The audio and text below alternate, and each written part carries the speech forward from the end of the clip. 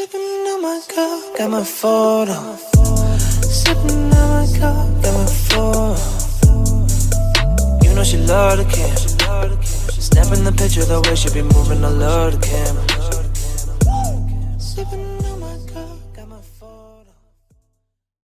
So hey everyone, today I am at the Hack the Mountains meetup, and today with me is Mr. Prakarsh of Spheron, who is a developer advocate at Spheron.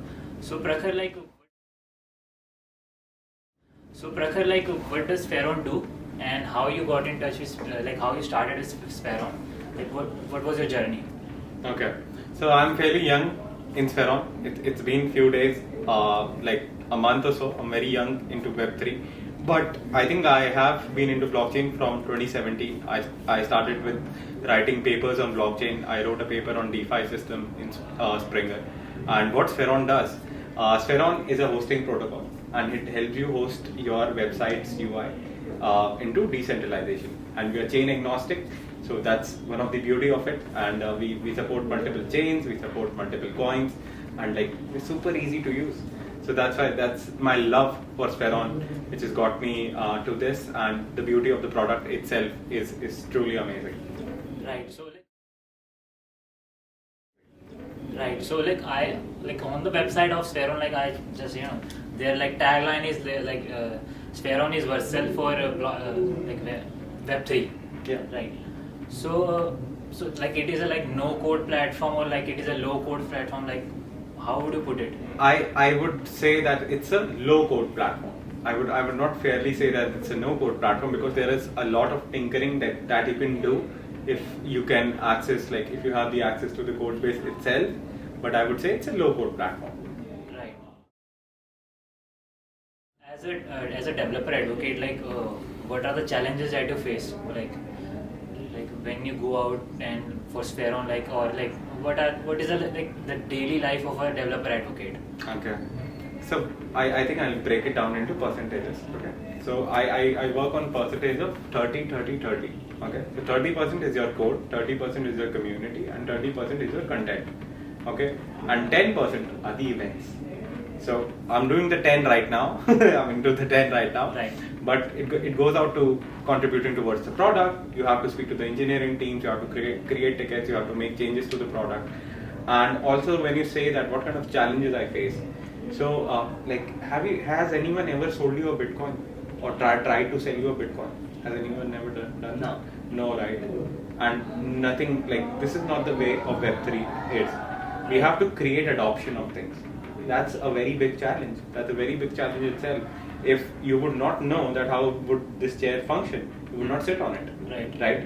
So I have to create functionality. I have to create composability. Right. I have to set out adoption. So these are major verticals I work on. So as you said, you have published research papers in the Web3 space. So my question is, what motivated you to not do not be a regular developer in the Web3 space, and instead be a developer advocate?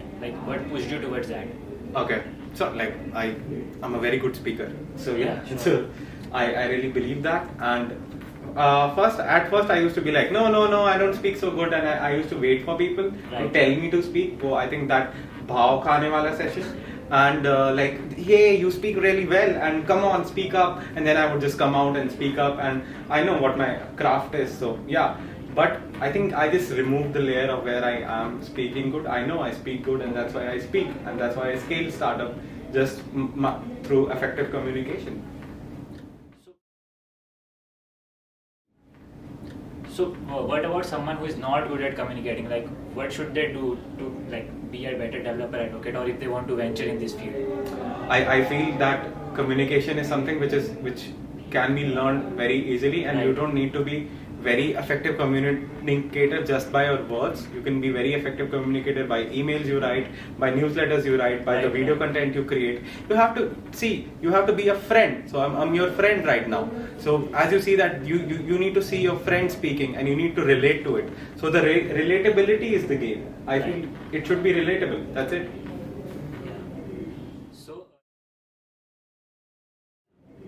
So what is your vision for Spheron? Like, what new cool features are you working on? And as a second question, like, where do you see the Web3 space moving? Okay, amazing question. So we are going to a compute layer. So we would basically allow you to make computational transaction through Spheron. Now, and also we are creating an extension which will verify.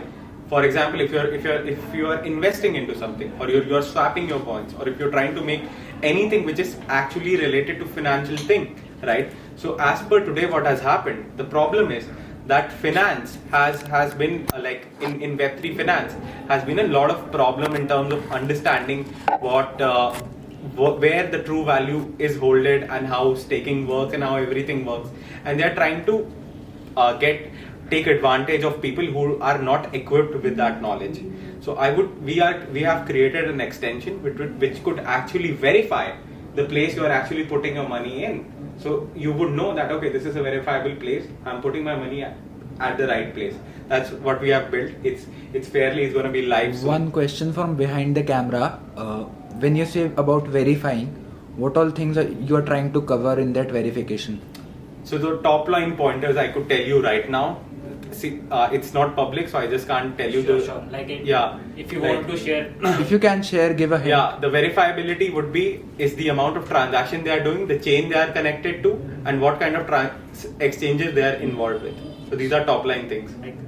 I have a new question. So Spheron is a low code platform, right?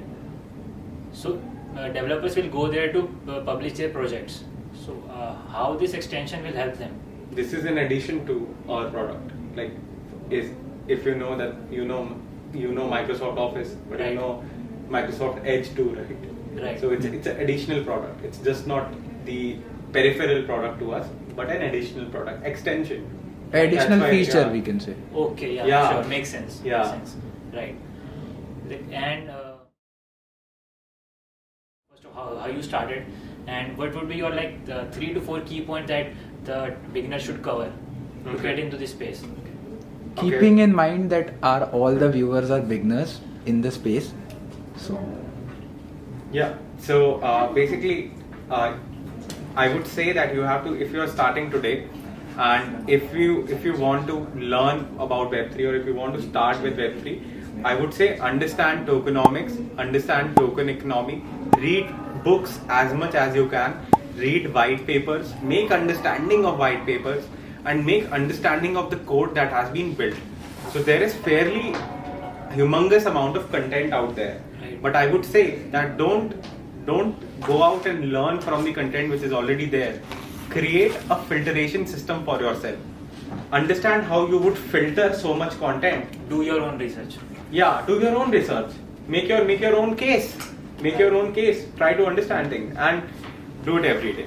Consistency Right. is the key. See, it's hard to do it Right. like every day, but it'll work out for sure. So can you give us an example? Like whatever you said, can you explain it with an example? Then it will get very easy for the beginners to in what manner they should think and what's the approach so they should I guess have. if you are a dev or a non-dev, so there is one thing called data structure and algorithm, and many students out there relate to it. That okay, do we need to study data structure and algorithm to get a job? And I would say yes, you need to, because it's engineering, and you need to understand engineering first. So why there is so much in and outro on data structure and an algorithm is basically because you have to learn how an algorithm works. Right. So my example would be that I was a kind of developer who used to not focus on DSA, and I was only a developer. Me too. But when I learned about data structure and algorithms, I understand that it made me an engineer.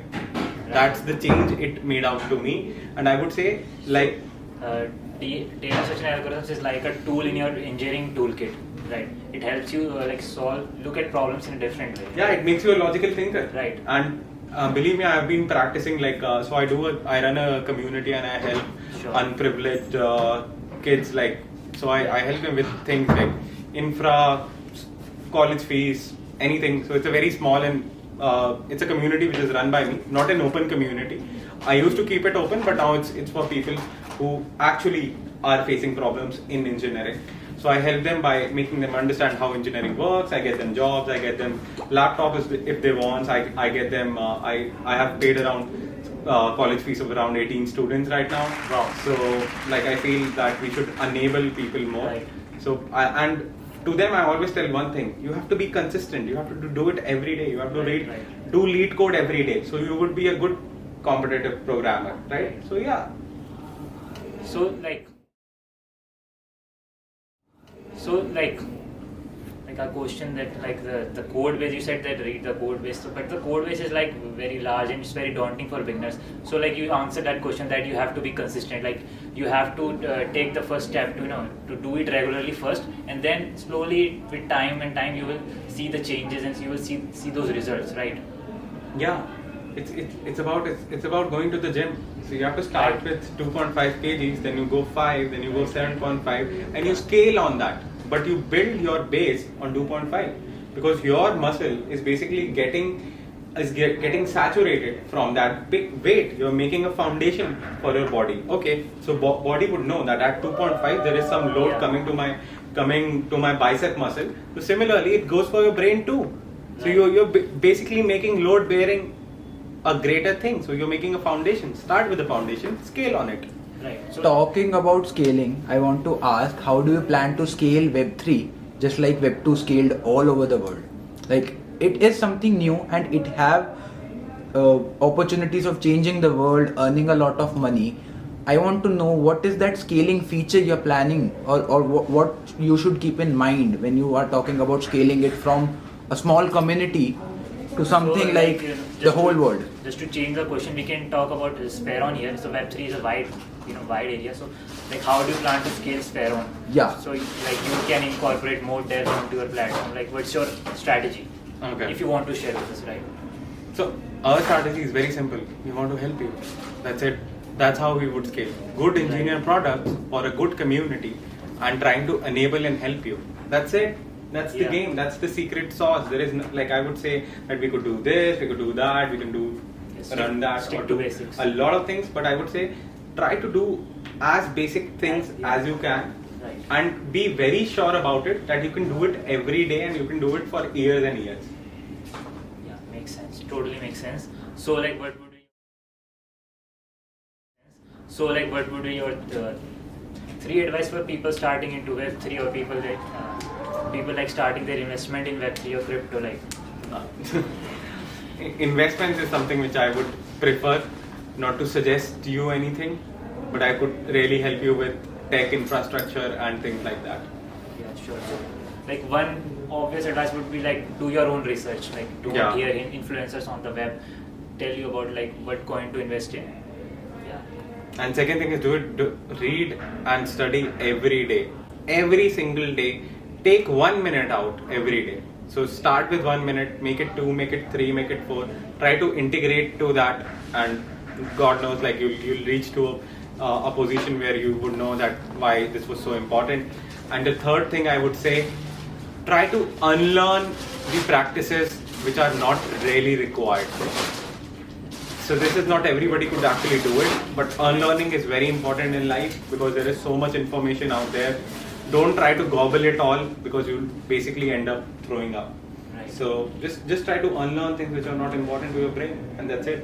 What were the 1 or 2 practices that you unlearned? I think... Or you are currently unlearning? I am currently unlearning. So there is one thing, I think this is more of a, I would say it's more of a philosophical thing. So I had a habit of, like for example, if there is some amount of work, I had a habit of trying to do that work all by myself, not to delegate it, not to classify it, not to put it into buckets, not to just keep on working and endlessly trying to go to a burnout.